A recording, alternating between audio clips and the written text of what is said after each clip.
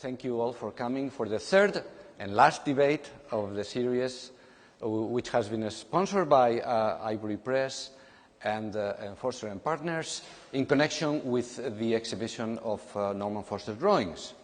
The first one was on art, the second on economy, and now we come to sustainability, a subject which already was present in the presentations of yesterday. So it seems we want to press on to it. And we have two speakers, Herbert Girardet, who will speak first, who is, of course, an author, a filmmaker, and the first urban ecologist, if I may say so. And simply, you will permit me that he has just published this book, A Renewable World, only a week ago, which is published by the World Futures Council, which has been the, one of the founders.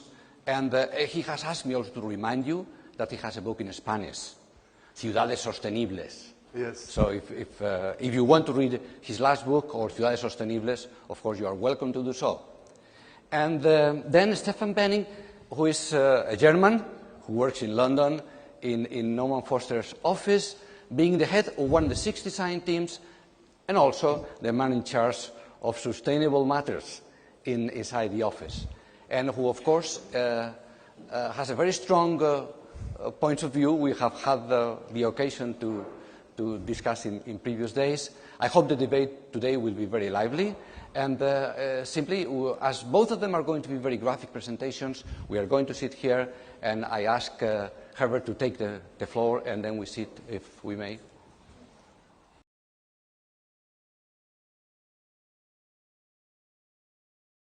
I'm really delighted this evening to share the platform with Norman Foster and Stefan Behling. I've admired Norman Foster Partnership for many years as a pioneering company, not only concerned with sustainable architecture, but also with sustainable cities, and that is certainly the subject of my talk this evening. We live in an urbanizing world, and we need to find ways to assure that urbanization is actually a sustainable and resilient process rather than something that basically sucks the planet dry of resources, of water, of food, and ultimately leaves a desert planet for future generations. I'm going to start 300 years ago because this year is exactly the 300th anniversary of the start of the Industrial Revolution. In 1709 was the beginnings of coal mining on a substantial scale in Britain, when for the first time it was possible through pumping technology to go deep underground and to take coal out of the Earth's crust as for the first time in human history. That led to a phenomenal change in the lifestyles of people. And today we are now beginning to come to the end of what you might call the age of fire, the age in which we've taken for granted the daily use of fossil fuels for our transportation systems, for heating our houses, for driving our factories, and so on and so forth. So we are seeing extraordinary structures that have sprung up across the face of the earth to pump these resources, particularly oil, but also gas, to our houses, to our cities, and to make our extraordinary, unprecedented lifestyles possible. You're seeing now kinds of mining that are having horrendous impacts on natural ecosystems. Here, for instance, the oil shale mining that is taking place in Canada, where a huge amount of water is needed in order to melt the tar that is contained within these tar sands, and ultimately it is a horrendously polluting activity, and all of this is becoming necessary because the easy oil, the easy gas, the easy coal is no longer available. We are now having to go deeper and deeper into the earth crust and affect ecosystems more and more than ever before as a result of these changes that have taken place. And this is what we are doing all this fossil fuel burning for. This is a traffic jam in Moscow. And there's about here, just in this picture, there's about 10,000 cars, all with their engines running but standing still. So this is the crazy way in which we use fossil fuels to make these very, very unsustainable lifestyles possible. Or take another part of the story. Here is low-density suburbanization in Atlanta, Georgia. And all of this, Stefan will talk about the history of that later on. But all of these, these low-density landscapes in cities became possible because for the first time in history, people had regular daily access to motor cars. They're called automobiles. Of course, that is completely the wrong term. They should be called petromobiles, because automobiles implies that they're run by themselves. They do not. They require fossil fuels. They are utterly unsustainable, ultimately, the way we currently construct them. Or look at these kind of urban landscapes, which is São Paulo, extraordinary urban sprawl, only possible because of the uses of fossil fuel. And then you have something like this, which is the world's craziest recent urban development, which is Dubai, absolutely amazing collection of skyscrapers. And now they, of course, want to build the tallest building on the planet here in the middle, which is nearly completed. And it's already becoming evident that this city and that lifestyle, that you see in that kind of city is highly unsustainable. Or look at urbanization in China, Shanghai as the kind of citadel of Asian urbanization. So we are living in this kind of planet. Not only would it not have been possible to photograph a picture like this 100 years ago because there was no lights at night in the sky, but neither did we have satellites to be able to take these kind of pictures. So we are able to monitor what we are doing to the planet in ways that is also unprecedented, as well as the impacts themselves, which are unprecedented. So just a kind of few points here to summarize what I've just said, which is human numbers have actually gone up fourfold in the 20th century, but urban population and resource consumption went up 16-fold. But remember, we are living on a finite planet. This is not a planet that is expanding with us. This is there in terms of a finite, floating planet floating in space. And we are only powered by the sun. Ultimately, that must be the only energy source we can really use sustainably. At the moment, and this is, I think, an absolutely extraordinary fact, every year we burn the equivalent of 2 million years worth of fossil fuels. That if you look at the history of the planet, it took about 300 million years for oil and gas and coal to accumulate within it, and we are burning it in about 300 years, and currently, of course, faster than ever before. Now, that takes me to kind of the really sort of close look at the impact of cities on the global environment. They're actually quite constrained in terms of their use of space. Only 3 or 4% of the world's surface area is actually covered by urban systems, but they use about 80% of the resources and discharge these enormous quantities of waste gases. So all of this is quite depressing, but in a moment I'll be talking about solutions, but just a couple more perspectives on the impacts of urbanization. Here, what was until recently a pristine landscape in places like Brazil, rainforest areas in the Amazon. I spent a lot of time there making documentaries 20 years ago, seeing beautiful forest canopies, but then also seeing this, which is basically the conversion of forest into cattle ranches in order to be able to increase the amount of meat that we can eat in far-flung places in our cities. Now, the concern about what we are doing to the climate until recently was basically a local issue. Here we are seeing air pollution on a horrendous scale above Mexico City, and much of planning, much of policy was concerned with clearing up this air pollution that hovered above cities, whereas today the issue has changed. Today we have to deal with global pollution.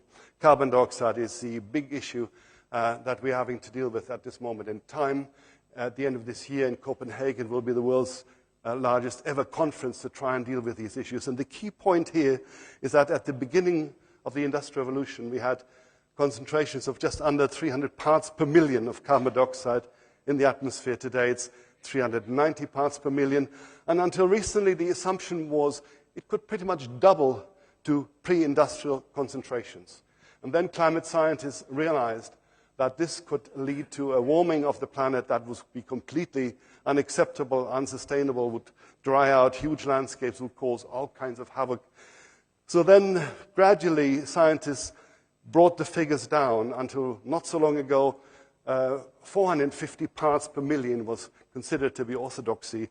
But then the news about what is happening to the global climate are so bad now in terms of the warming, particularly around the poles, like here in Greenland, where you have huge lakes forming on the top of the ice, that people are beginning to realize that here is a process that could have enormous consequences for sea level rises and so on and so forth. The global temperature increase is on average about 0.8%, 0.8 degrees centigrade. Around the North Pole, in the northern oceans, it's about 3 degrees already. Anyway, so enough with about bad news. Just to kind of summarize, energy demand is still going up across the planet. Energy costs, carbon emissions, climate instability, sea levels are all going up. But on the other hand, what is decreasing are the reserves, the natural resources, the time left for action. But very importantly and very positively, also the cost of renewable energy that can replace fossil fuels is going down dramatically. So how can we turn cities that are, above all else, products of fossil fuel technology into places where we can live on the sun, where we can live on renewable energy? And we are seeing in the last few years extraordinary developments taking place across Europe, particularly, but also in other parts of the world.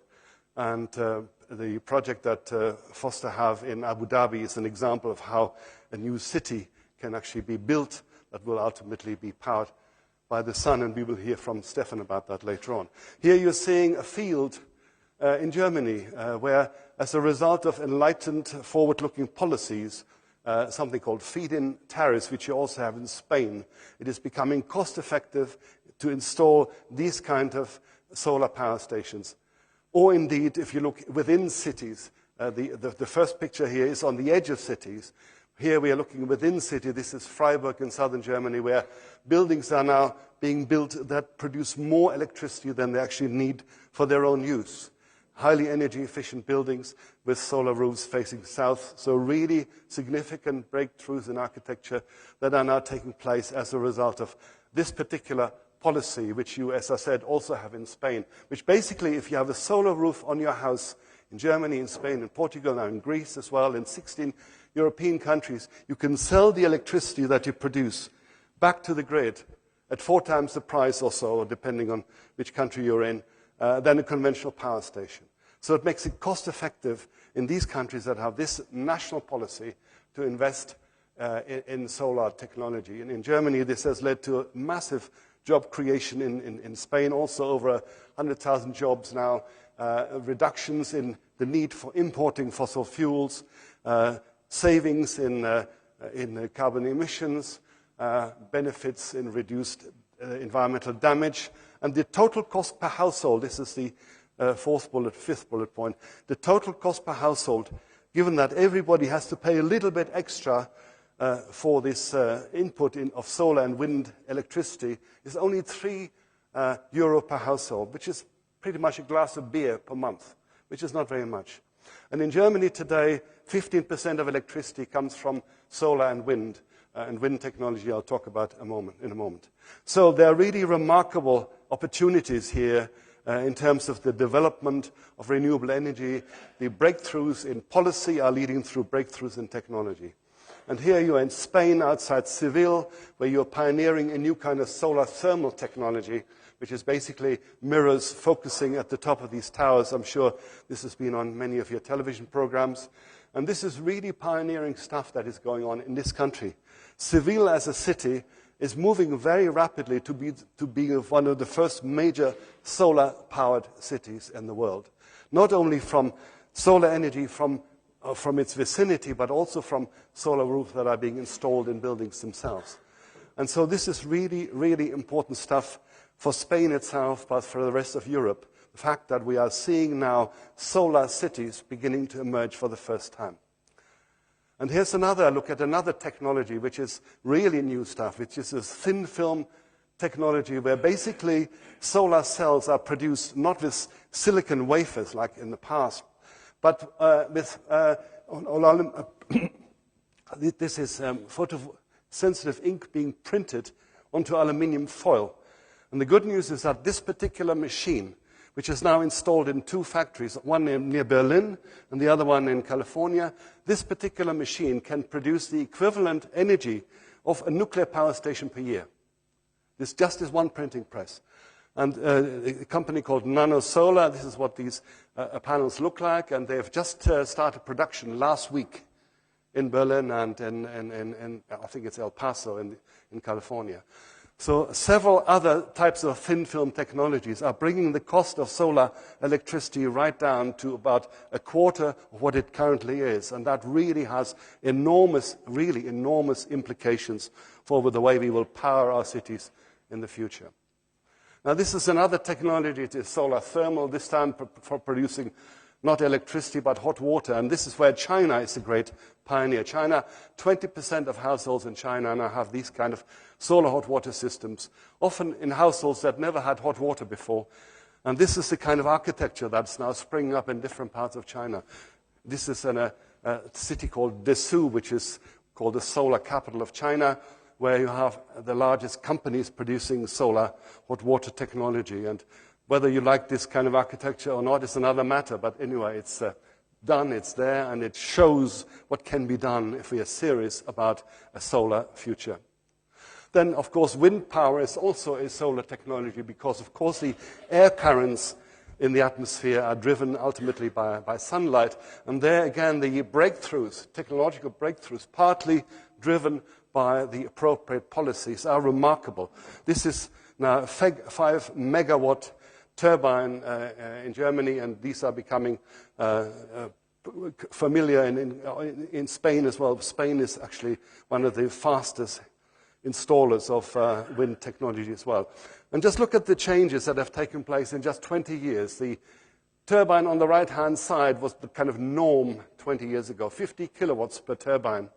That was in Denmark, and Denmark had this feed-in tariffs policy first, and they then developed wind power technology on the back of this legislation, and now we have turbines 100 times with 100 times greater output than 20 years ago. So these things have to be taken very seriously because they allow us to look forward to a very different kind of future than the one that may have been envisaged only 10 or 15 years ago.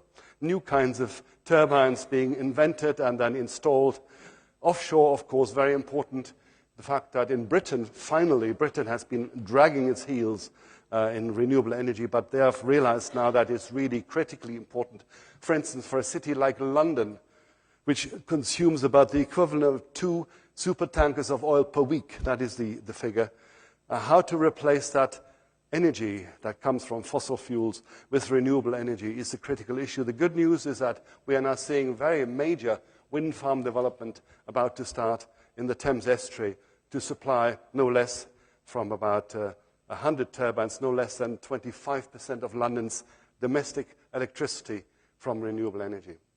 This is, again, another very interesting technology, producing hydrogen from wind power for shipping, because in the future, shipping also has to switch over to non-fossil fuel technology, and so hydrogen produced by wind power in offshore hydrogen stations is very much the future.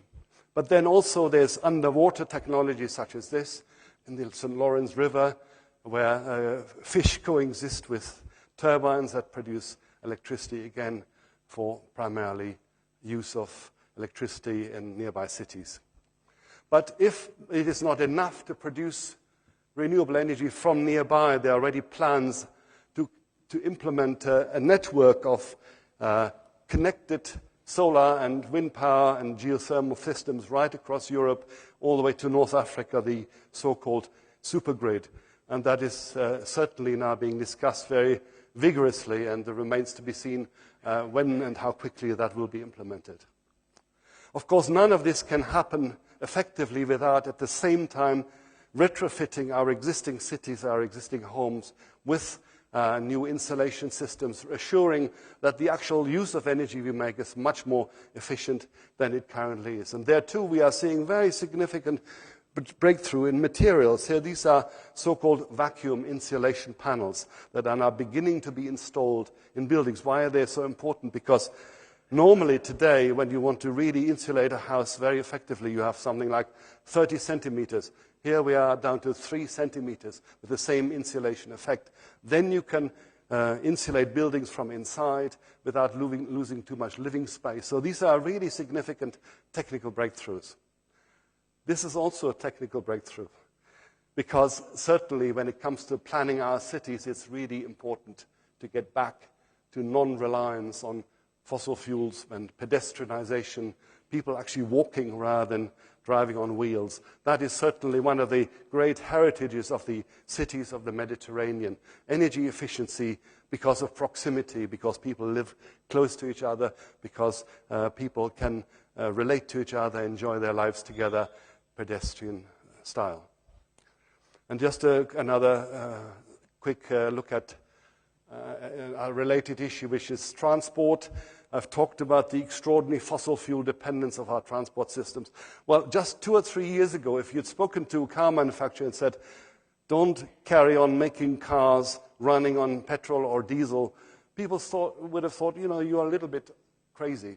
Whereas today, when you speak to the top managers in car companies, everybody is working on electric cars, everybody is working on hybrid or fuel cell cars, and these are certainly now going to be populating our streets in a matter of just a few years. These will become mainstream as a result, mainly again, of battery and other technological breakthroughs.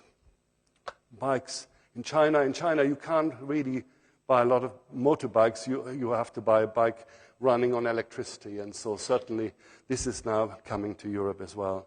Of course, in Europe, we have the wonderful inheritance of public transport systems. Sadly, in the United States, as you'll hear from Stefan, those were sort of eliminated 60 years ago.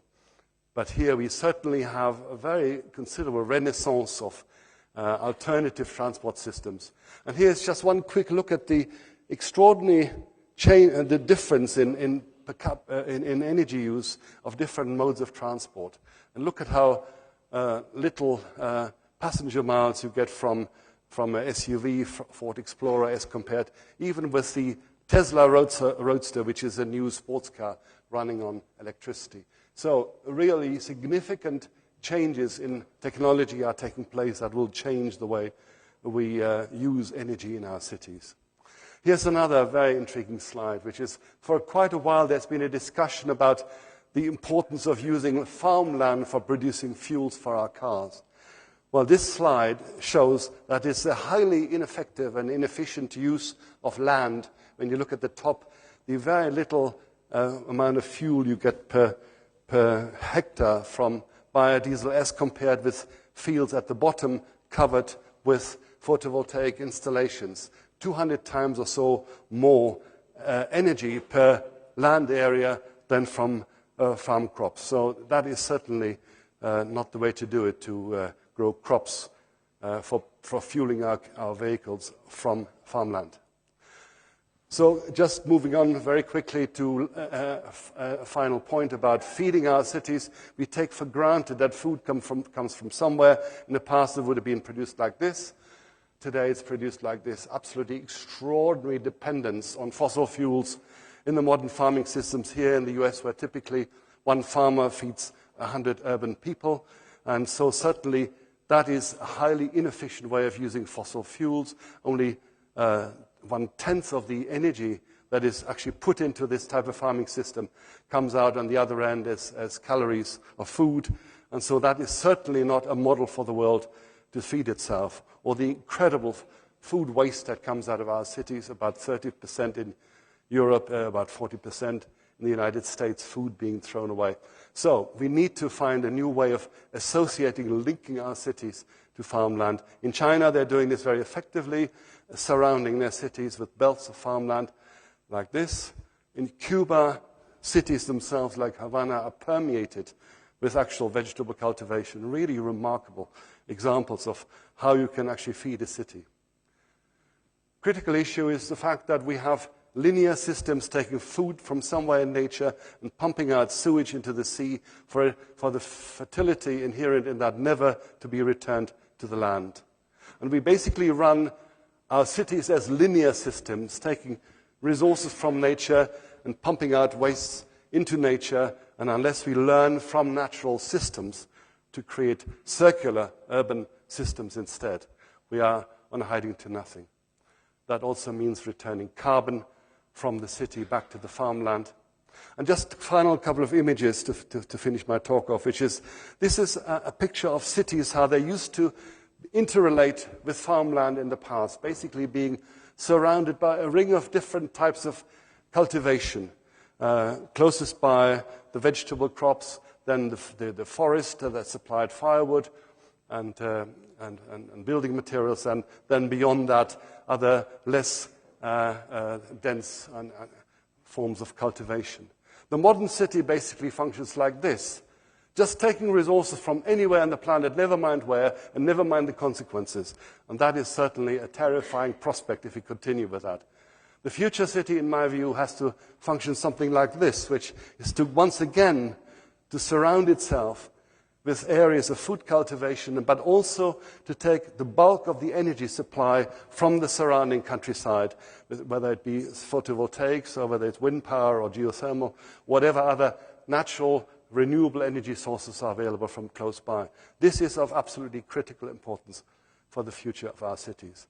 And while we continue to burn fossil fuels, we also have to take care of growing crops, growing trees to actually absorb carbon dioxide, such as here in Australia, where the government of South Australia has done a massive reforestation job to really make sure that the landscape itself becomes a place where CO2 is absorbed in this way, basically taking the CO2 output of our cities back into the soil, back into the trees, back into the roots of the trees.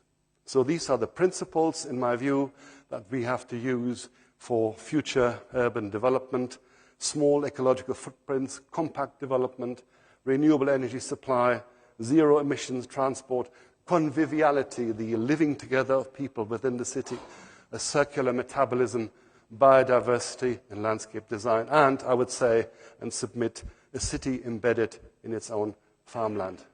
Thank you.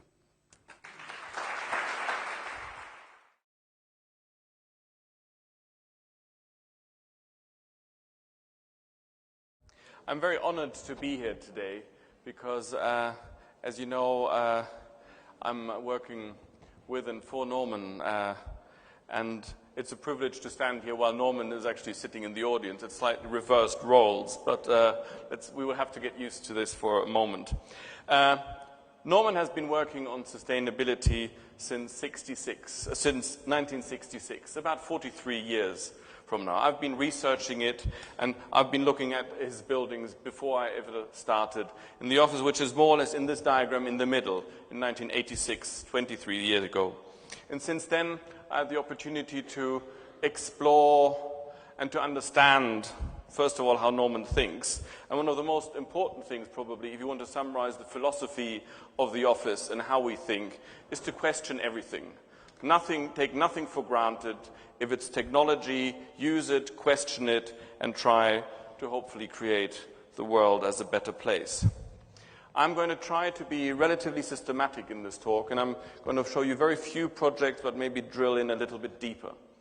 I think to achieve a sustainable way of being, even though the word might be difficult, I think you have to work at different levels. And in simple speak, I think you have to work with the technology. Herbert was showing us interesting new developments in technology. Like in the detail, God is in the detail of solving the technological problems. The next scale up is houses, is buildings. And the next system jump up will be cities, and then it actually will go into region and national. And the world has to work on all these fronts in parallel. And as I say, I've been fortunate enough to do this as much as I could. I teach at the University of Stuttgart, which Norman and I think is a perfect way of bringing the latest research and practice together.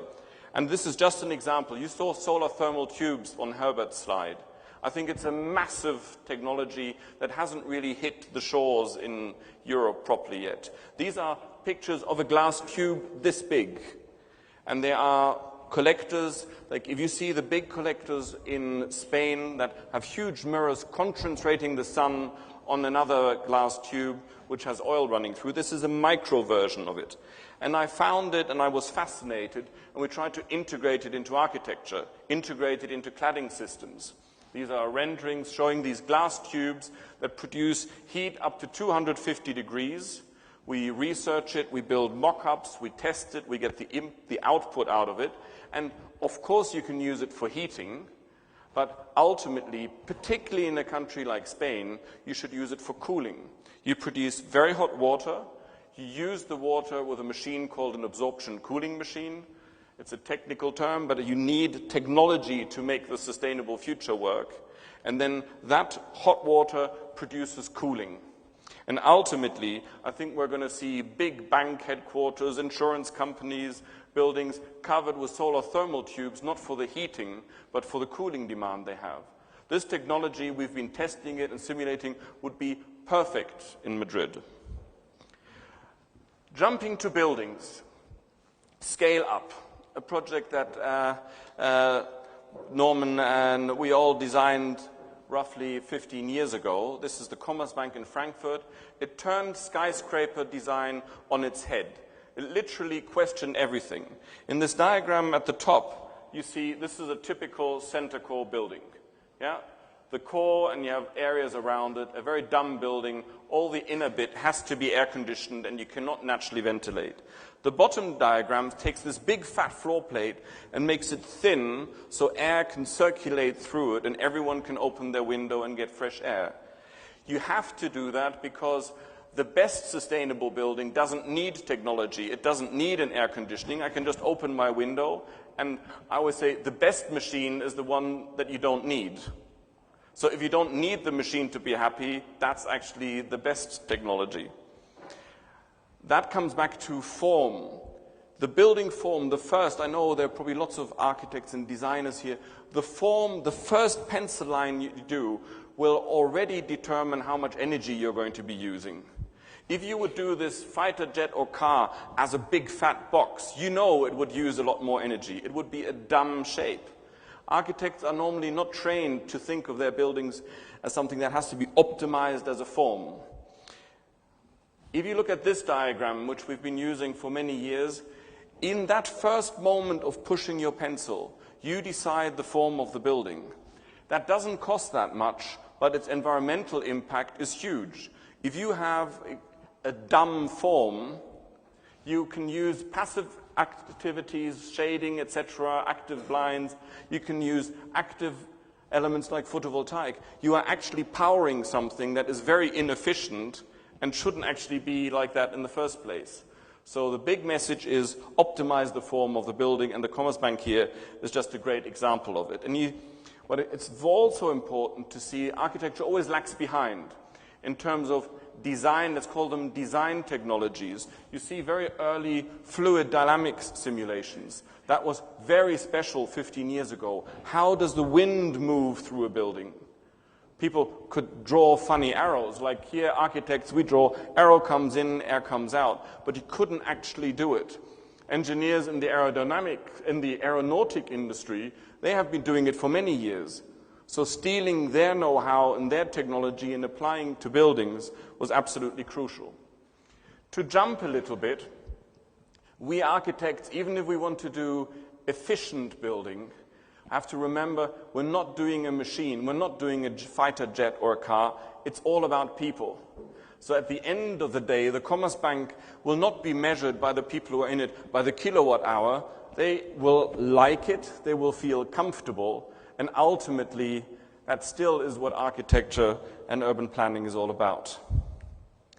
Taking this another step forward, ventilation, form that reduces the energy consumption of a building. This is research saying the form of the building could actually help to harness energy. And these are tower designs with big 30-meter diameter wind turbines, and the wind speed would actually increase because of the shape of the building. And these are big mock-ups. You can see the people building that mock-up, testing for a year how the form of the building could actually help the energy collection. Yesterday there was a topic which was adaptable buildings. Again, jumping onto a new theme, but crucial for architecture. If we design buildings that are monofunctional, let's just say for offices, and even if they're the perfect office now, we all know technology will change, what people will want will change, so in a few years' time these buildings will be obsolete and they will have to be either knocked down or they have to be retrofitted to do something else. Designing the building like this one here in Cologne, it's the Behling headquarters, from the very start to allow for change is crucial. Adaptable buildings that can be offices, that can be residential, 1 day, 1 week, and you can change them over is absolute must. And you can see this building right from the beginning was residential and offices. This is the shop downstairs. It's always the same system. And at the end of the day, I think that type of building will last for a long time and doesn't have to be demolished. Another side note, you saw Commerzbank Comfort up in the sky in the 20th floor. This is the ground floor. We think both, Norman, we all believe passionately, at the end of the day, the test of architecture is when the building hits the ground floor. Does it actually make the city a better place? Do you want to walk past the building, sit in a cafe, or not? Again, sustainability at this moment in time does not necessarily make it a better building. But if your ground floor works and the people come, that will make your building successful. A very old building, but I still think one of the most advanced buildings in Germany is the Reichstag. It's not only important in terms of its energy and technology, but it's a retrofit building. Herbert just touched on the topic of what can we do with existing cities. It's I shouldn't say that it's easy to do a new one, but ultimately it is kind of easier to do a new one than solving the problem of the old ones. And we have to, because the world is built, the Western world in Europe is built, Madrid is built. A few new solar buildings in Madrid will change nothing. One has to find a way of dealing with the existing building stock, whether that's vacuum panels or other technologies. Here's a wide range of technologies applied. It uses biomass. It has a machine which is called a combined heat and power generator. It uses this biodiesel to produce electricity.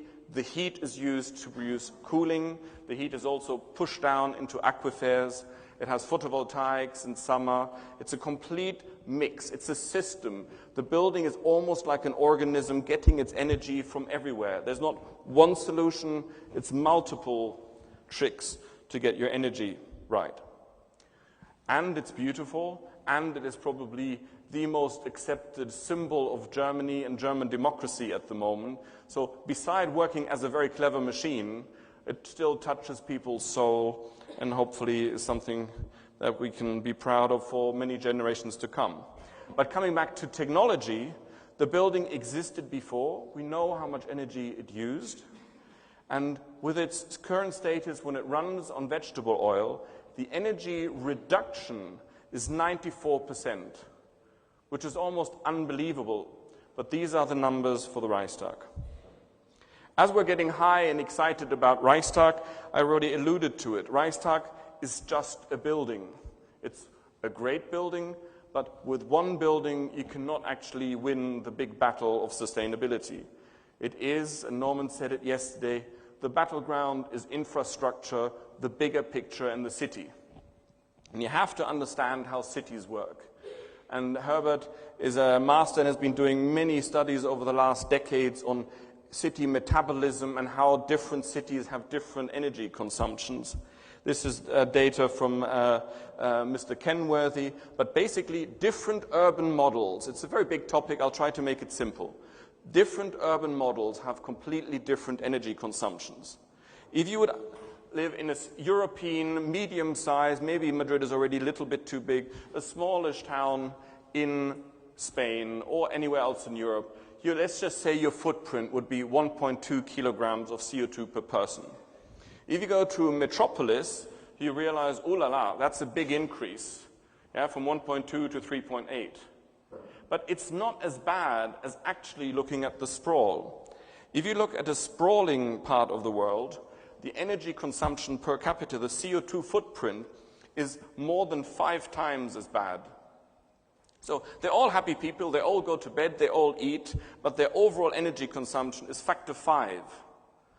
And ultimately, I'm therefore, I think as an office, Norman, we're passionately trying to find what is the right urban solution for mankind. And people who heard Ricky Burdett and the speakers yesterday evening, urbanization is here to stay. It will be for us now, for our children and the next generations, the way people are going to live.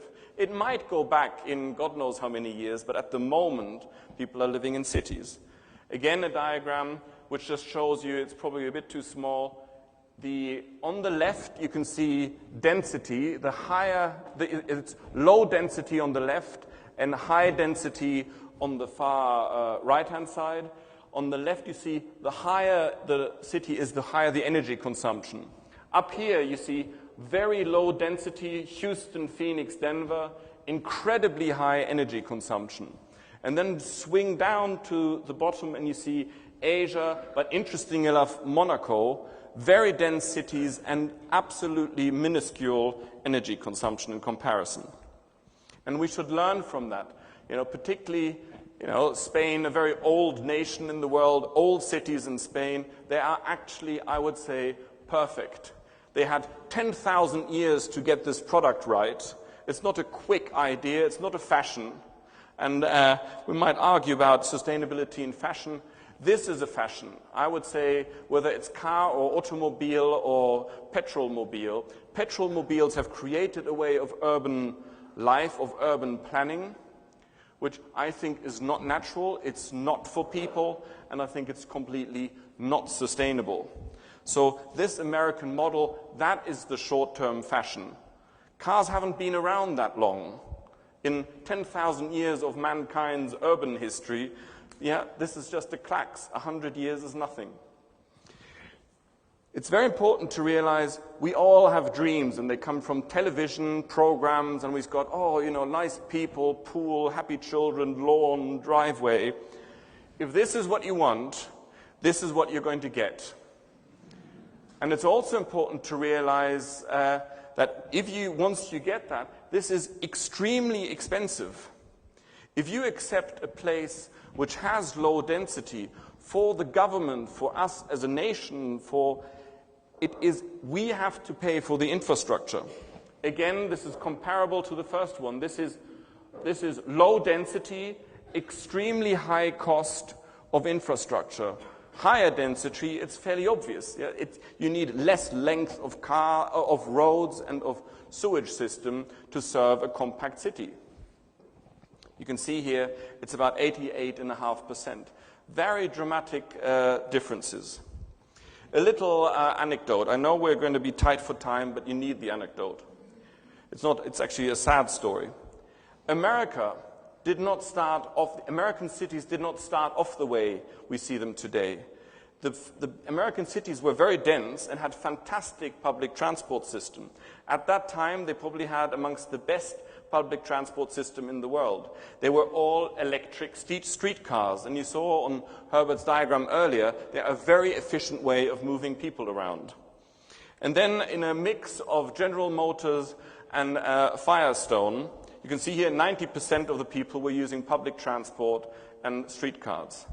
General Motors and Firestone's jointly, in a secret operation, and there's a lot of research about it, the American Senate have investigated it, and there was a court case.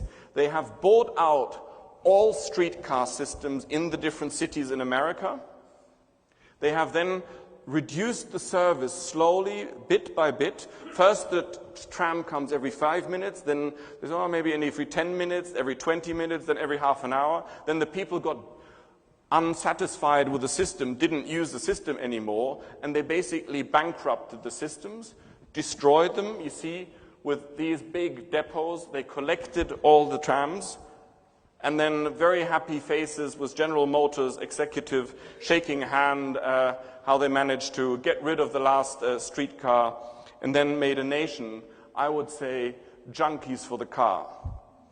They were not born like this. There's powers behind it that make people do things. And I think it's very important to realize that, and therefore I believe on my theory that it is a short-lived fashion, and there will be something else. There will be something else I'm going to do in the next 5 minutes. This is I'm going to show you in relative detail the project that we're doing in Mazda, which at the moment, I think is probably one of the most important research projects, but also building projects that I know of. The heart of the project you've just seen is the university. It's a collaboration with the MIT from Boston. The city is about 1.5 by 1.5 kilometers in the edges. The population is going to be about 90,000 people. You see there will be different zones. It's going to be a very mixed city. It's going to be very dense because we think that is absolutely necessary. The streets are narrow to shade each other, so there's not so much overheating. It's unbearably hot. I know Madrid gets hot, but Abu Dhabi can top that easily. Abu Dhabi is just, you think you will die when you go out of your door. So you have to create a city that can make it a little bit cooler. You can't change the climate, but you can make it a little bit cooler. This is computer analysis, very sophisticated computer programs analyzing the sun and the heat buildup in the city. You've got to make the streets stay cool. Then designing a city, you've got to find out, is it going to work for people? Are people going to live there happily? Are they going to be able to have employment? And how is the right distribution of little factories and university and housing? Comparing this with Zurich. This is just snapshots giving you a feeling how we work, how we think, and hopefully how we design. Mobility. Yes, the car will be there, but you'll see it's on the outside of the city. Mainly it's walking, cycling, and a very special word there, personal rapid transport system. And then there's a light railway. These are the narrow streets, self-shading. Underneath the city, you can imagine, whoever is an architect, a raised floor in an office building. There's a whole podium, and underneath is the public transport. We will have, almost going back to American system, streetcar, and you'll see how the trams come into the city, how the people will probably have more sophisticated information systems, so when you're in the tram, you know where you're going, as you have in every automobile. You have navigation system that position exactly where you are and when you're going to reach your goal. From these parking structures, you go into these PRT units.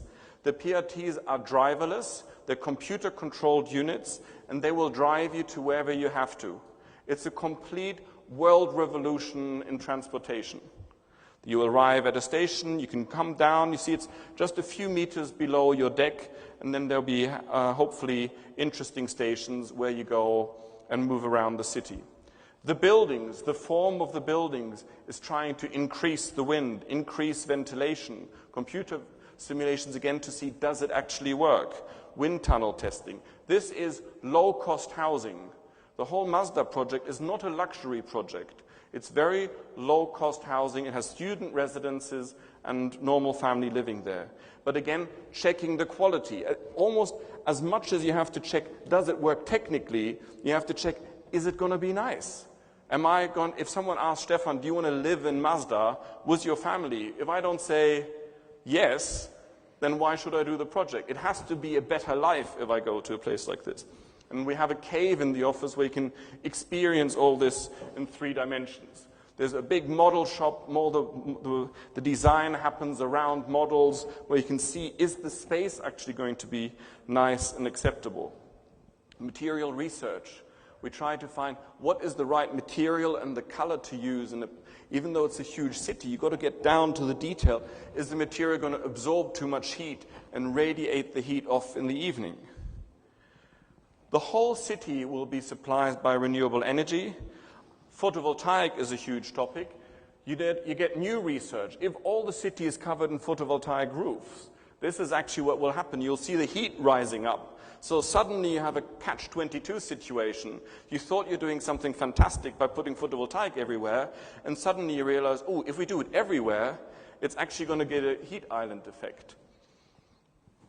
Zero waste.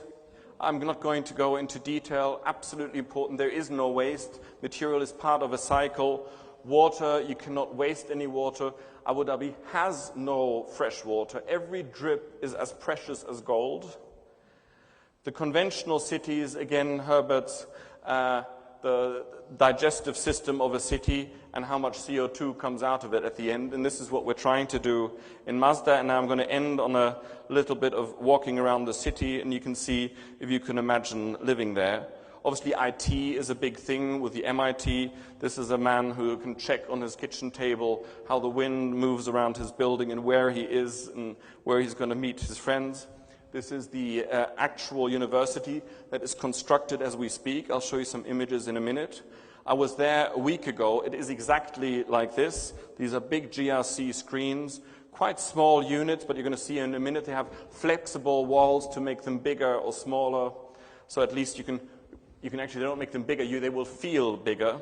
You'll have cultural buildings, the narrow streets, but very importantly, this is not a romantic dream. This is Abu Dhabi's quest to build an industry. So you will go from these shopping streets and universities into buildings where there's real production and research. So this, for instance, is a research building with labs in it. There's no jokes, fully air-conditioned, and they want to obviously have the highest level of scientific research. But at the next, they will also have to create jobs for the local population. So these are views of imaginary factories where we could produce wind turbines and machines that will help a sustainable future in this part of the world. At this moment, there are about 1,000 people on site, and you're going to see that in a minute. But at the end, I believe this is a project that it's exploring sustainability, but ultimately is actually creating a future for a place. And we always have to remember in the talk yesterday about economy, we are driven by making something that actually works economically. If this whole thing is empty or if it doesn't produce anything, it's actually an endeavor that has failed. You need working people in that place to create works and jobs for the next generation. Here you see some pictures of the site, and I can only hope that you ever find the time to go there, because I think it's a very exciting place. You see mock-ups, everything we design, we also always build a mock-up first, because before it goes into construction. And maybe I should end on Saskia Sassen's words yesterday evening, who was saying, with the financial crisis and like the cards being remixed at the moment, maybe this is the beginning of a new era and a great chance for us. And for the younger ones in the population, always remember that all this will actually give us a lot of joy. I think it will give us visual joy, and it's something new for all of us to explore. Or maybe I'm old now, I should all of you, but that's another topic. Thank you very much.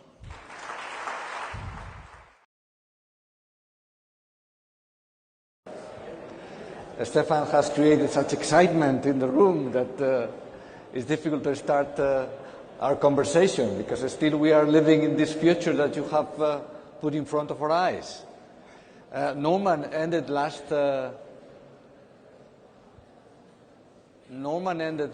session putting on its head a Keynes sentence when he said there is hope but not for us, and said, no, there is hope for us. And maybe this hope is in this future that Stefan has designed for us, and of course also in the presentation that Herbert was delineating in front of the audience. And as in previous sessions, I would ask Norman to comment on both presentations, on Herbert overview and the more detailed Mazda presentation of Stefan. I'll just make some comments along the way. I mean, I just thought that they were two absolutely brilliant contributions to the issues which are absolutely central to the debate on sustainability. In no particular order, I was just writing as I was listening because it triggered thoughts. My first thought was that it was really Buckminster Fuller who perhaps is the world's first true green architect, although he didn't really build that much. But in terms of his insights, I mean, for example, he coined the phrase spaceship Earth in 1951, and that was before the astronauts or the cosmonauts took those first moving images of the Earth where you saw it in terms of its isolation and its dependency on the sun. Truly, spaceship Earth. And it was also Bucky who I was privileged to collaborate with, be inspired by, and learn from for some 12 years up to the time of his death, who was always insistent that there really was there never will be a problem in terms of technology enabling everybody on the planet to be sustained to a high quality of life, as long as resources were delivered into, as he put it, he was always inventing words, livingry rather than weaponry.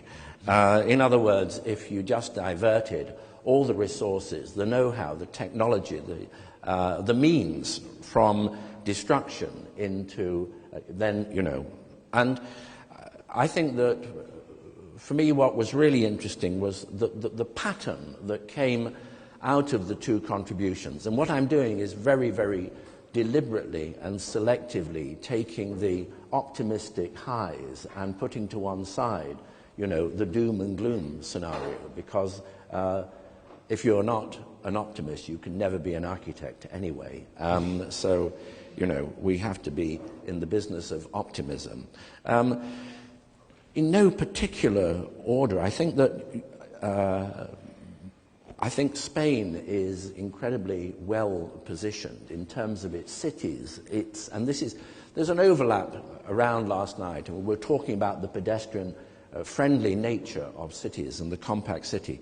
I do have a nagging concern as I've travelled across Spain, and I see the downside of the wind turbine. I think that there is a major environmental issue of a different kind, and that is another kind of pollution, which is a visual pollution. That's something that nags at me. One of the themes that, a curious coincidence, today's Herald Tribune centre pages, one of those lone voices, Thomas Friedman, was drawing attention. He called it, I think, "Have a Nice Day" was the title of his article. And he was commenting on the fact that the technology, the machines which enable the solar panels, the conventional solar panels, PVCs, to be constructed, the machinery is made in the United States with huge custom around the world. And the major customers of these machines to make the panels are China and, interestingly, Germany. And Germany is inspirational in terms of its legislation and the debate, the culture, the culture of a debate and a responsibility environmentally. So it's no accident that the most interesting projects that we've done up to Masdar, and what is significant about Masdar is this is an oil-rich nation which is looking one step ahead. You have to ask yourself why the harness technology, the incredible intellectual and material resources of Europe or indeed America, why that initiative should be taken by an oil-rich nation, I think is a very, very interesting question. But coming back to Thomas Friedman, he said, it is the ultimate irony. There is only one country which doesn't make the cells and buy the machines which it produces, and that is the United States of America. And it is quite interesting that in that cultural environment, why they rescued General Motors, I will never know. I would have thought that they would have done the greatest sort of benefit to the world if they just let them collapse. But that's another story, and one shouldn't get political. I think quite interestingly, the Tesla, which comes from the equivalent of the other sort of Silicon Valley startup, but in terms of automotive design, is a high performer and truly sexy. And I think that the idea that if you make the leap from retrofitting, and it's always the way, the first automobile looked like a kind of horse and cart and never really broke that mold. I think that the transition from retrofitting a building to integrating the ability not only to conserve the energy but also to harvest the energy offers a truly visually, aesthetically beautiful future. And I think that some of the glimpses that you provided on that were very inspirational. In that I have absolutely no doubt. The other image was your image of the city not in a kind of aesthetic greenbelt, sort of conservation noddyland, but the idea that the farming, the food production, in a way becomes the buffer around the urban core. I think that as an architect, as a designer, as a planner, you could see an incredible sort of beautiful, literally beautiful synergy coming out of that, not just in terms of the grass and the intellectual, but you know, the physicality of it. The other point that, again, a transition from yesterday is this importance of the infrastructure and holistic thinking. And I think that somehow the whole way in which decisions are made at the political level in terms of long-term, and how there is a true marriage of skills in terms of the future of cities, retrofitting cities and creating new cities. I think that you have to have the right decision-making framework, and I think we all have concerns about that and how you move forward on that. Just finishing on Masdar, and it's interesting that it would be difficult to do a zero waste, zero carbon city in the most benign climate. I mean, it would be one hell of a challenge to do it in a Mediterranean climate, but it would be infinitely easier than in a desert climate. And I think that as I saw you with one eye on your watch, scanning those images, because you'd both been given, well, Lewis gave everybody, you know, a very tough time on, you know, don't go 1 minute more than. So I think that I'd just like to perhaps elaborate just a little on one point. If you walk out of a plane in that area, it is literally like walking into an oven. I mean, it is very, very difficult to imagine how hot it can actually get. And the point that Stefan made about the primary decision, getting the most effect for the minimum capital expenditure in terms of the form. The interesting thing is that here you're going to the highest technology, and where do you start? You start hundreds of years back and seeing how they created the most habitable environment in that region, in the few remnants of that historic past that you might discover. And it's how they orientated the buildings, something which has really been lost with modern technology. And the way in which they would create shade. And of course, once you put the transportation system below, and it is a pedestrian-friendly city, then in terms of that orientation, the amount of shade, the combination of the arcades, the combination of water, and you can see some of these in, you know, where an Islamic desert architecture has overlapped into a Spanish sort of subcontinent, and, you know, the Alhambra and so on. Together with greenery, you get the most dramatic reduction before you do anything through the combination of, and here you're trying to encourage air movement. You're trying to create a wind. You're trying to create shadow. Now, it's interesting the way in which, on some of these things, you get a sympathetic press. On others, you get a hostile press. And I don't know whether it's just total misunderstanding or sometimes whether it's a deliberate mischief. But I remember that we communicated on that project that the most important thing was the philosophy. And in terms of the philosophy, that was an important model, not just for Abu Dhabi and that region, but for new cities in Siberia, in China, or whatever. And I remember reading, one writer devoted an entire article to ridiculing that and saying, can you imagine having these Casbah-like spaces in another climate like China? The reality is that the philosophy would work with the tradition of that area. So in one place, Abu Dhabi, you're trying to create a wind. You're trying to create shade.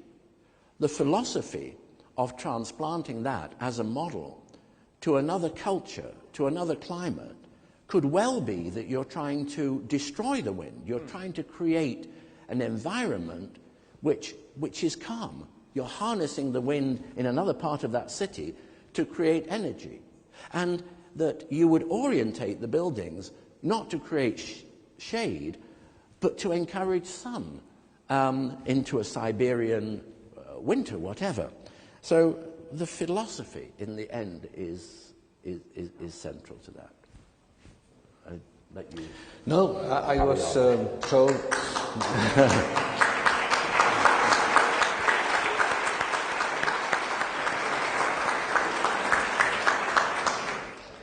I confess I was so shaken by both presentations. I was so carried away that when I came to integrate them with the issue we were discussing here, which was sustainability in buildings, I was hoping a more gloomy presentation of the future. And of course, climate crisis, the energy crisis. And at the beginning, I was getting what I expected from Herbert. But suddenly, the whole thing turned so rosy and so optimistic that I'm still shaken. I would like to believe it, but I do not yet come to. I feel that both your own optimistic end of the story and your story from the beginning, but ending up in a climax with Masdar, made me feel, can I buy all that? I realized that, like Norman reminded us, we must be optimistic if we want to be architects. We are in that business. But we have to be realistic too. And for instance, in your case, Herbert, I would ask you, would Masdar be the city of the future from your own perspective as an ecologist of cities? What would be your judgment? Well, it so happened I was there last week, and I saw the city emerging out of the sand, and the first buildings are now up and are being clad and so on. But I mean, it's certainly a very challenging environment, absolutely no question about it, and we've heard both from Norman and from Stefan about that. But certainly, I think if you start, as Norman did a moment ago, and say, okay, what was there before? What types of buildings, what types of urban design existed there? And certainly people have been living there not only as nomads, but also as settled people, particularly on the shores, for thousands of years. So to learn from that past as the first step towards the future, I think, is critically important. However, I think we have become different people from what those nomads or those fishermen were, those pearl divers. I use the term the amplified man. I don't really have feet anymore. I have wheels, and I don't have muscles, but I have motors, and I have telescopes and earphones, and my brain is plugged into some global communication system, and all of us are like that in one way or another. So in other words, if I stand next to somebody who would have lived there for centuries, look the same superficially, but I'm not. So that is the critical issue today.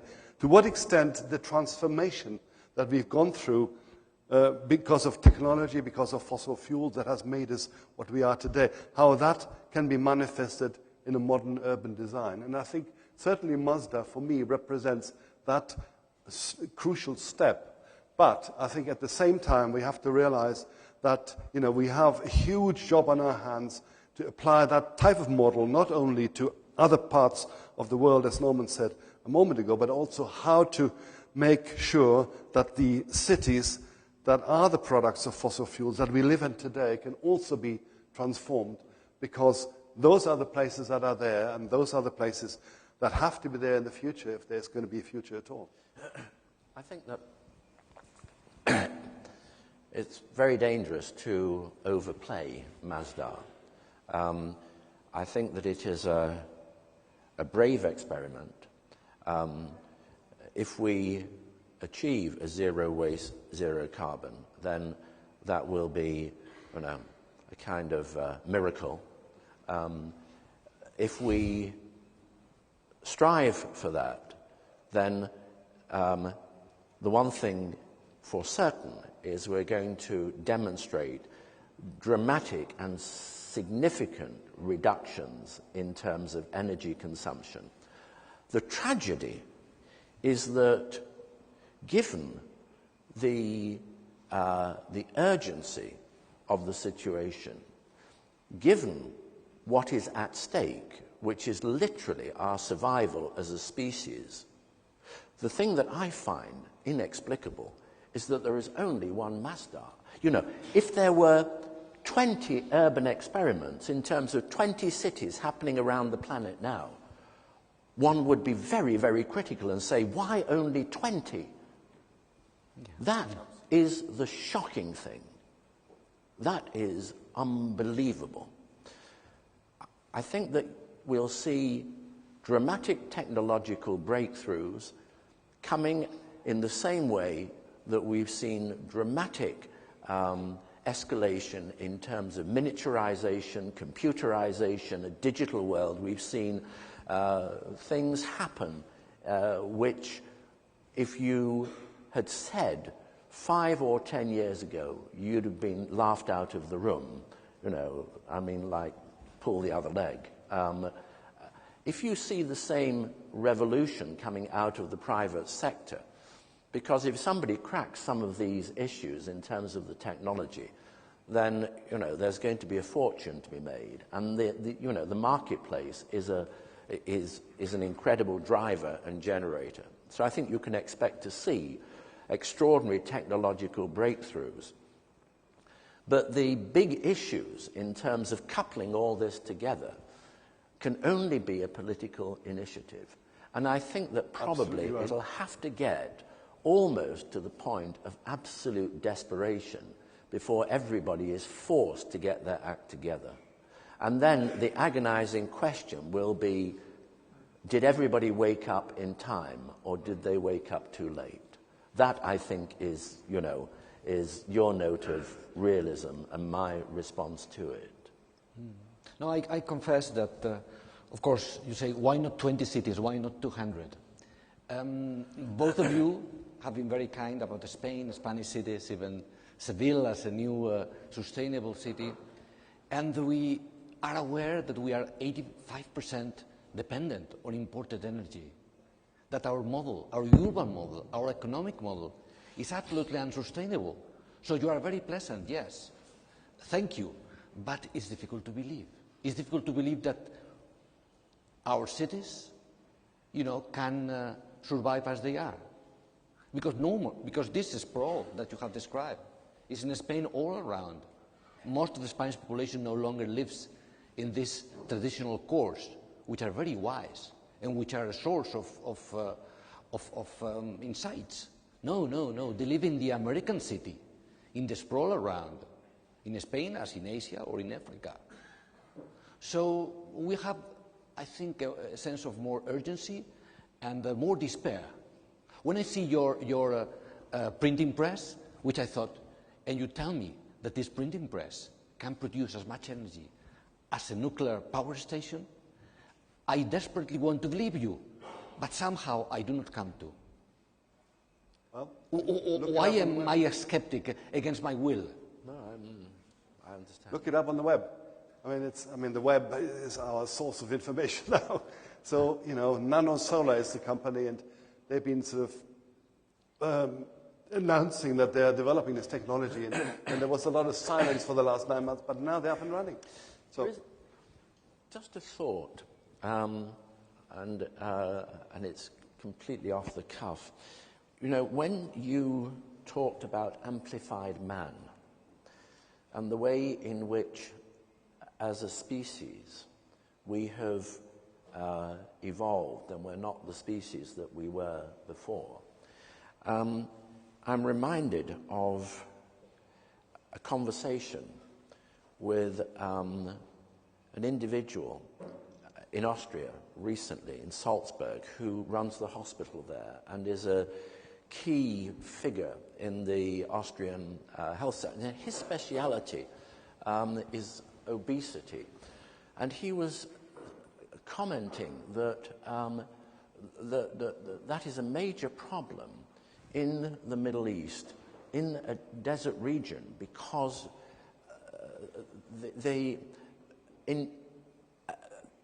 people in that area have over centuries evolved in response to a desert climate with very little, with very, very little on which to exist.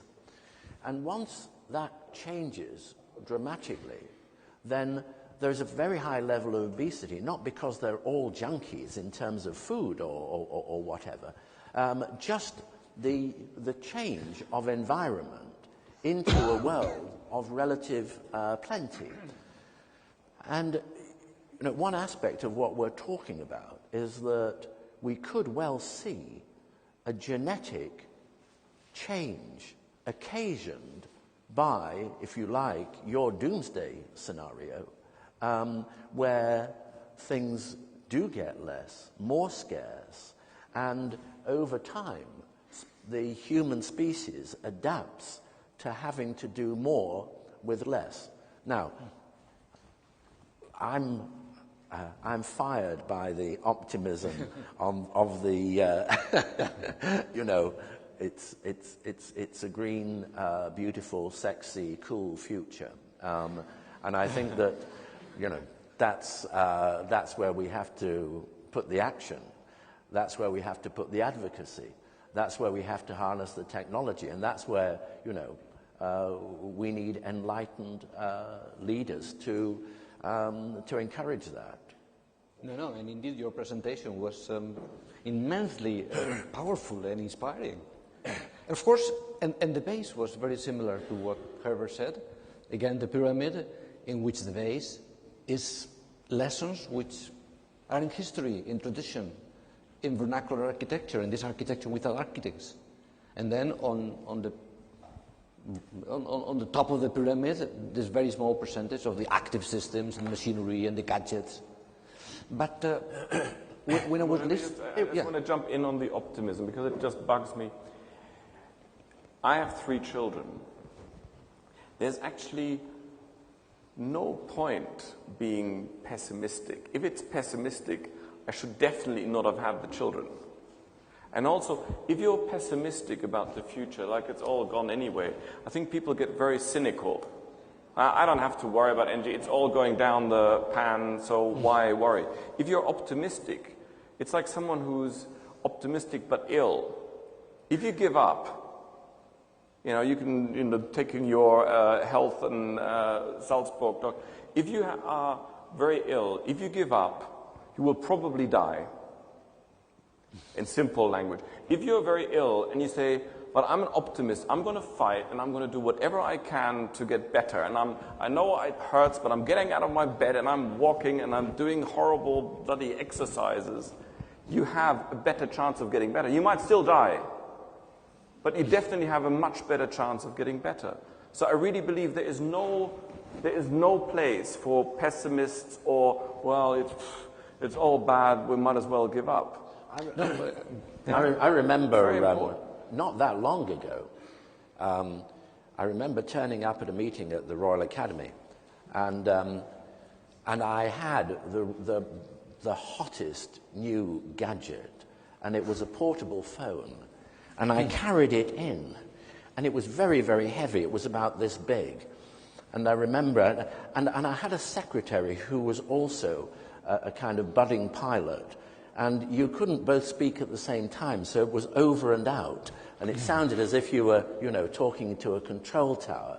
And the idea that, you would, in a relatively short space of time, have this, and in Mazda, you haven't got the car, but I want a car. You have it, it's your car, you're not sharing it with anybody, you dial it up, you're within a 3-minute walk of that car, it's yours for as long as you want, or maybe you just want to take it and you get to the silo which is on the boundary, or you take it to the, the fast transit system, or you take it to your meeting elsewhere within the complex. As a child, my hero was Flash Gordon. And Flash Gordon used to walk on rays of light, and there were the baddies in the caves. But Flash Gordon and everybody, they were out in the sunlight. They'd escaped the caves. Of course, they were always threatened by the kind of these monsters in the dark and so on. So I think that I share your belief in Flash Gordon and other sort of childhood heroes. But I think this subject of balancing optimism and pessimism, I think, is a very important one, because, I've dealt with these issues in my sort of working life really from, for the last 40 years actually, making documentaries about what we're doing to the planet all over the world and so on and so forth, and studying these issues and writing about it and trying to help sort of swim against this tide of worrying news. And certainly I think it is important not to close your eyes and not to pretend something very worrying is not happening.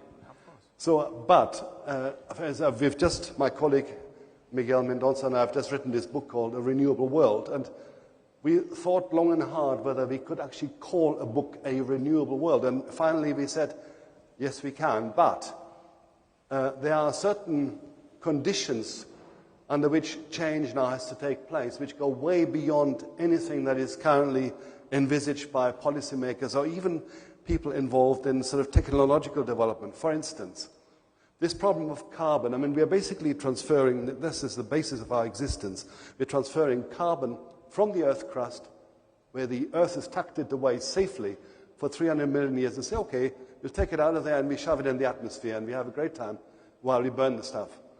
Now that is a serious issue, and certainly the question of what to do with it, it's already up there, and what does it to the climate and so on is now very well documented indeed.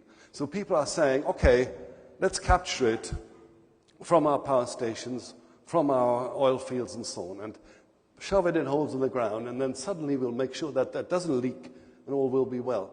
Well, it's not going to work like that, and I haven't got time to go into the detail, but I think the only way to do it is actually to take that carbon from the atmosphere and put it back in the biosphere. Biosequestration, not geosequestration, which is the current model that is being pursued by policymakers and technologists. Biosequestration, enhancing the capacity of the biosphere to absorb carbon. And that means forest work, reforestation, forest protection. It also means putting carbon back in the soil where we are taking it from our farming systems, through our farming systems. Putting living carbon back, or putting carbon back in the living world. And that is, I think, a chance to really stem this terrifying tide of climate change. But it means policy, it means government decisions, it means cities deciding that they can't just take food, but instead to say, okay, we need to put the compost and the fertility inherent in the food that we eat back in the land. So this means a two-way process. In our urbanization process, we basically take from nature We don't give anything much back. We only give to each other culture and technology and all these education and so on as we do in cities. We don't give back to nature. Unless we do that, we are really in deep, deep trouble. But before we pass the word to the public, there is one question I need to ask. Beyond this question of optimism or pessimism, being realistic, and at this point of history, and taking into account the importance of political decisions about energy sources, Norman, can we live without nuclear energy? Without nuclear energy? Could you advise a country like Spain to do away with nuclear power stations? I think it's. I honestly don't know. I'm not.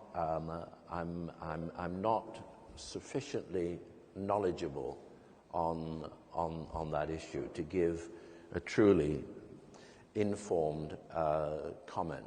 Because I suppose my fear is that that going nuclear puts off the evil moment in a way, because it's a short-term option.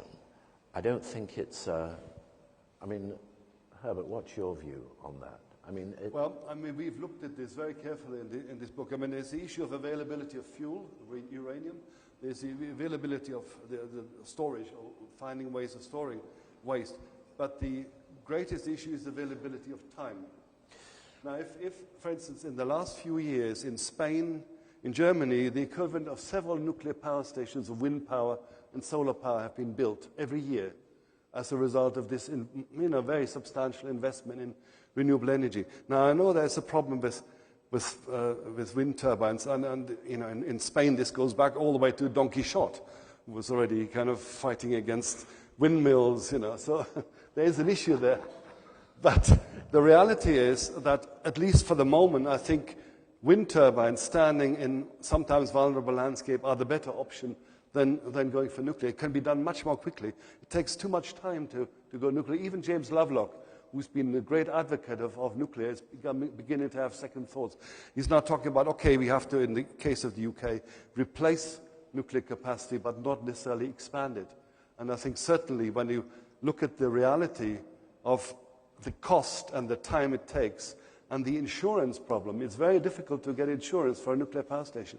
All of this, I think, makes it a much better option to really go all out for energy efficiency, or as I would say, sufficiency, cutting off points of energy use per capita, and then all out for renewables. For what it's worth, Buckminster Fuller was vitriolic on the subject of nuclear, and would go at great lengths about why it was a dangerous option. Great mistake. Yeah.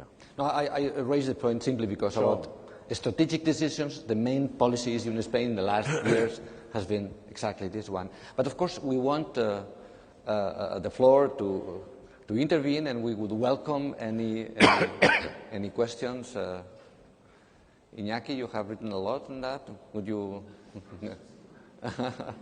or whoever who is wants to intervene, they are welcome to do so. Be brave, come on. Well, maybe we've covered the ground. Meanwhile, I think that... there's a hand over there. May I? There's a hand over there. Oh, a hand over there. But in the shadows, so where is it? A hand in the shadows. Whoever it is, I think we can get a microphone there and get the question. No, I just was wondering, funding a city is such a complex act, and throughout the history it's been always very difficult to create a new city. It's like planting a tree. Sometimes it works, sometimes it doesn't. No? But ex novo cities are always much more difficult than starting with a structure that will develop slowly through history. No? So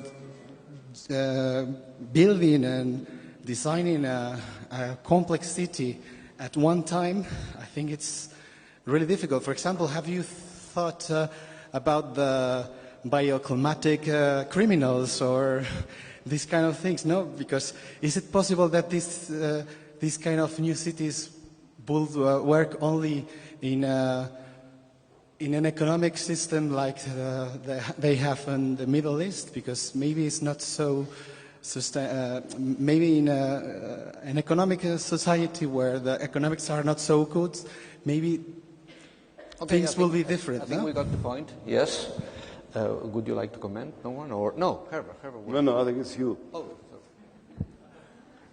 I'll try to answer. I think it's very important, as Norman said, Mazda is a way of thinking. It's trying to break new grounds in many different fields, and it will get research. Let's call it a research project, research result, and it will make everyone who works on Mazda, on the client side, everyone is related to it, a lot brighter. Every day you work on something like this, you learn. What you also learn is you can't take it. It would be crazy to take Mazda and put it next to Madrid. It's wrong. It's complete. It's bioclimatically wrong. It's culturally wrong. It's technically wrong. Everything is wrong about it in another location. The thinking is absolutely applicable. And that's why I'm obviously a man who likes research. I always compare it with NASA and let's fly to the moon. Whether flying to the moon is right or not, but the research and the analysis and the technological development that results from it is enormous and brings the whole society further. And then one last word on economics. The economics or the special situation of Abu Dhabi is unique. There's quite a lot of money. We all know a lot of that comes from oil. Funny enough, a lot of it now comes in investments from all over the planet, but that's another topic. They need to build industry. They have what we call a youth bulge. There are a lot of young men that need work. And you have to solve the solution of what do people in countries that now have a lot of oil, and they all know that it's actually for quite a short time, what are they going to do in the future? They can say, let's have a great time now. And again, almost like my early cynical one, let's have a great time now, but it's all going to be over in 15 years. They have to build an economy. That's why these pictures of the factory producing blades, they have to educate the people, they need universities, and they need industry. And all of that mixed together is what Mazda is trying to do. Herbert.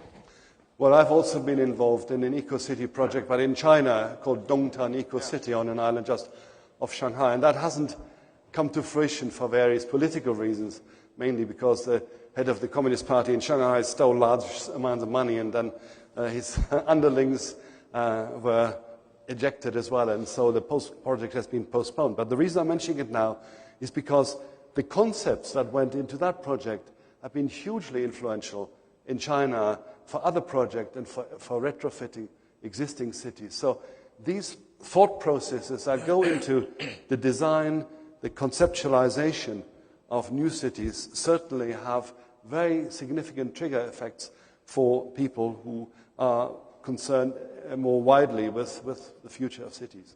But I may ask no one, besides new cities, even as exotic as Mazda in a very rich and very hot country, is not the more urgent question now how to retrofit existing cities and how to abandon this kind of nature of energy junkies that we have all become?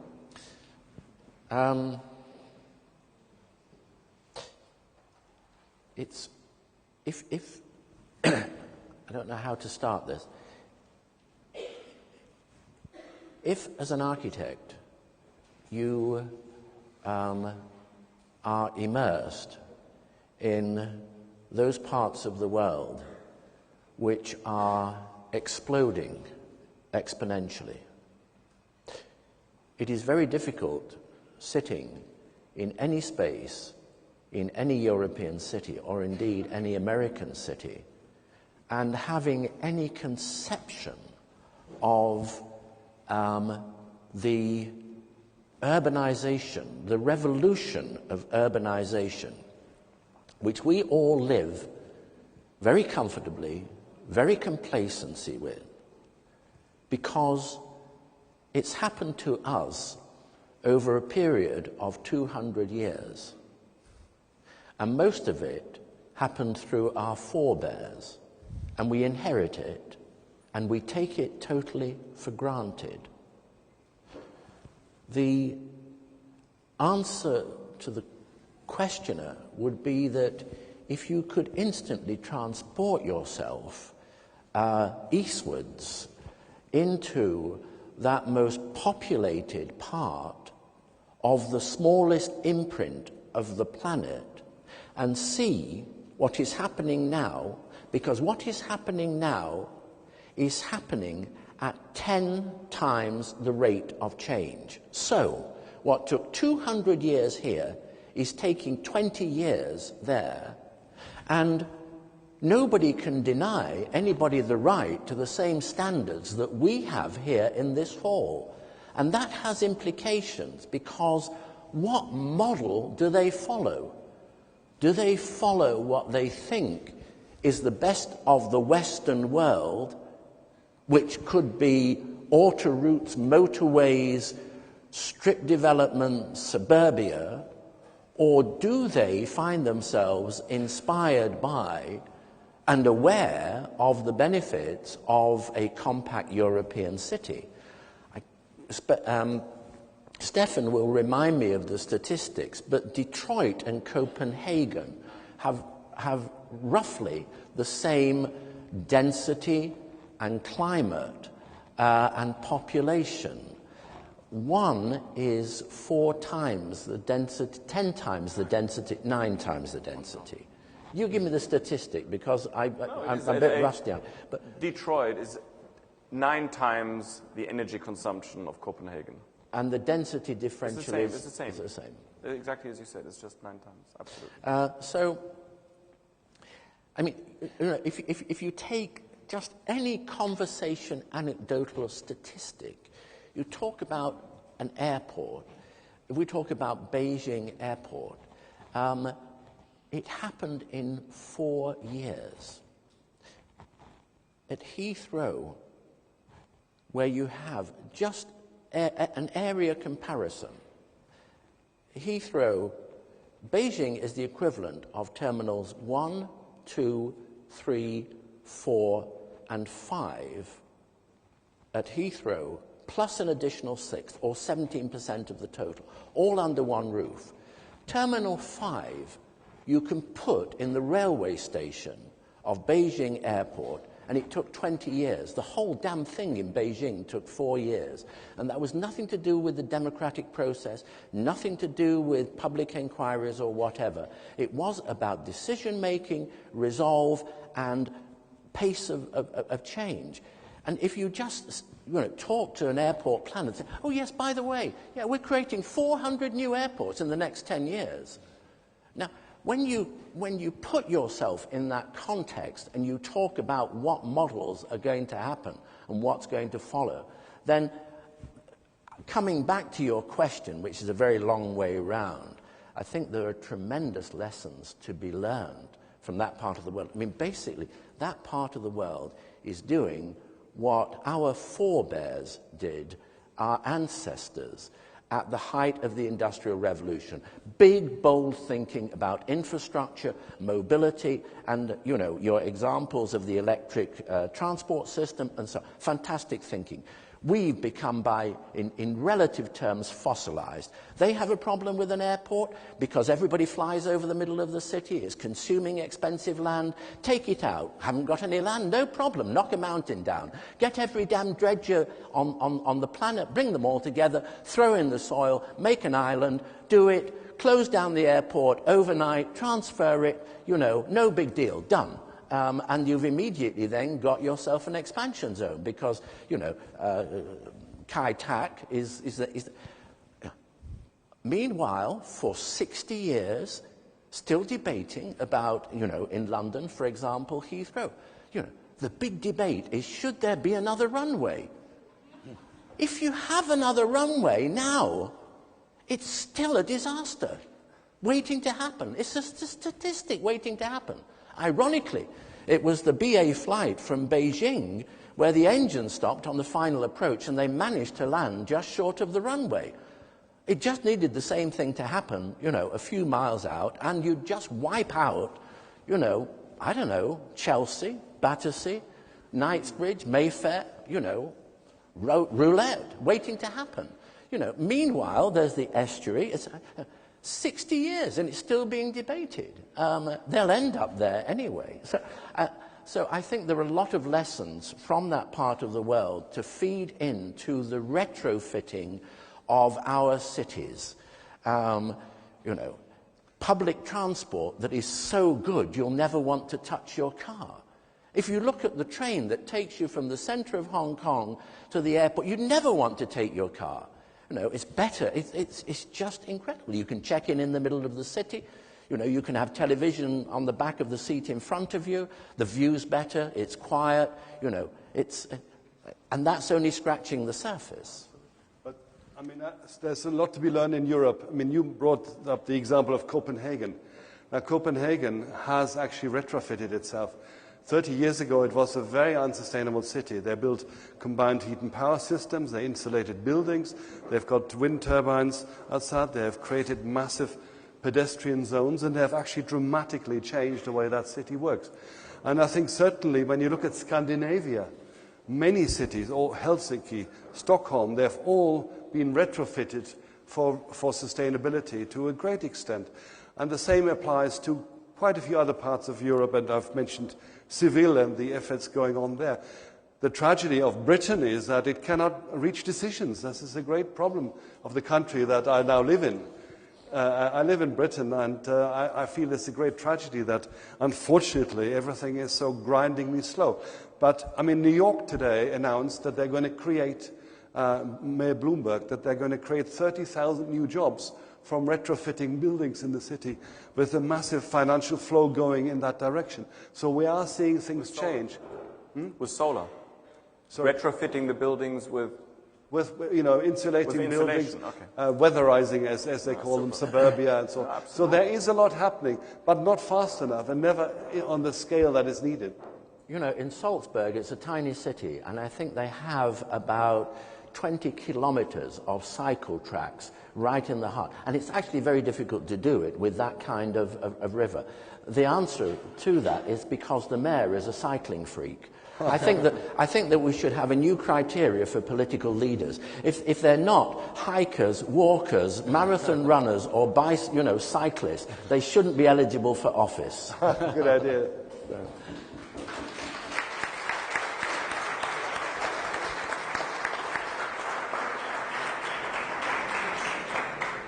So I think this is a very good, yes, absolutely, absolutely. With your brief for the new political party that you are going to launch now, I think we can all close these 3 sessions of discussions. Thank, of course, Elena, Ochoa, and all the Ivorypress staff, which I think wants to close. Of course, Elena. Quería daros las gracias. Primero a Norman por su generosidad en tiempo y en dedicación a la preparación de la exposición, y también durante todos estos días, esta semana, y por estar apoyando la Ivorypress y por ofrecer de una forma tan abierta y generosa, repito, su experiencia, sirviendo también de modelo, que también me alegra mucho, y quiero agradecer a Stefan su presencia, que recuerdo, fuimos Norman y yo 15 años atrás a escuchar su primera lección cuando le nombraron el más joven catedrático en la Universidad de Stuttgart. Y verte hoy aquí con toda tu experiencia y siendo el líder en Foster & Partners de todos los proyectos de sostenibilidad, no solo en Mazda, pero también en Libia y en otros países, es un gran orgullo para Norman y para todos los que te hemos visto crecer. Y al profesor Girardet, y por último a Luis Fernández Galeano, que fue el impulsor de estos debates, que esperamos en Ivorypress, con la ayuda de Foster & Partners, se conviertan en una costumbre, un hábito cada otoño, en septiembre, con la presencia de otros arquitectos de los 5 continentes, con exposiciones que tengan como hilo conductor el dibujo, pero que enfrente de estos dibujos podamos escuchar y podamos discutir temas como los que hemos escuchado esta semana, fundamentalmente centrados en arte y sostenibilidad. I would like to thank you very much, Norman, for being here in Ivorypress and this week in Madrid, for giving us the opportunity to see for the first time all your drawings from 1958 to 2008 and see the evolution of your thinking through your drawings. And also for being here and supporting all the debates with Luz Fernandez Galeano, who has been the curator of the exhibition and the moderator during these 3 days, and all the guests tonight, Professor Girardet and Stefan Behling, and all the others that have been traveling here from America and different points in Europe to be here in Ivorypress. And we hope that this year will be the first and not the last for sure, for create a habit, a custom for the students in Madrid from architecture and other departments of art to come here and debate about sustainability and debate about art and architecture. I hope to all of you that the next year you come here again, and in the middle of September we can just only have some moments, 1 hour and a half during 3 days, to think about these issues that can change the generations to come.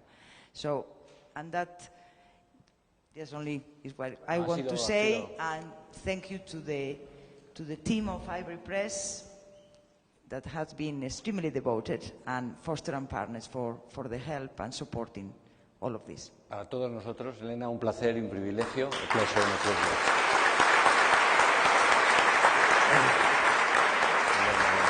Who's the architect of the event?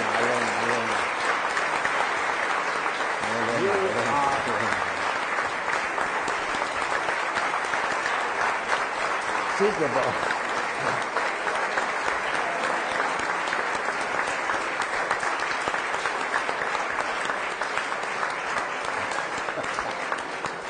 Lo último, the last thing is that all the debates will be in the web of Ivorypress, www.ivorypress.com, and Foster and Partners, and in YouTube from the next week.